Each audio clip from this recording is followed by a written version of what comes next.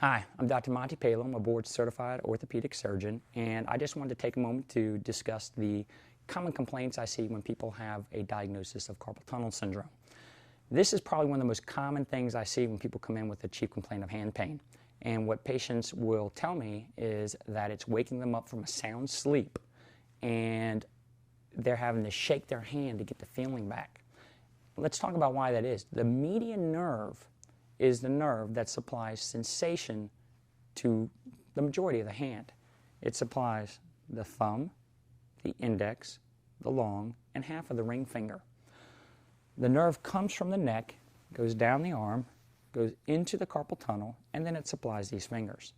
That's why people often complain of the numbness in these fingers and the shaking of the hand to try to wake the hand back up. Other complaints that people will tell me is they have pain. They have pain in the palm, sometimes in these fingers. Sometimes people have pain that comes all the way up the arm, and surprisingly, a number of people tell me they have an aching up in their upper bicep area, which, again, you got to remember that nerve comes from the neck, goes down the arm into the carpal tunnel, and goes to these three fingers.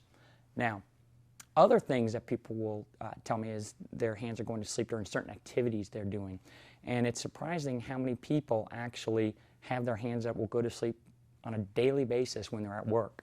And it's usually certain things they're doing that are repetitive in nature, or things that put their wrist into an extended or flexed position for a period of time. Again, numbness and tingling in these fingers, and sometimes pain in this area, sometimes all the way up the arm. The studies show actually almost 10 to 14% of the working population can have carpal tunnel syndrome at any given time. It's surprising how often that occurs. So those are the most common signs and symptoms I see with carpal tunnel syndrome.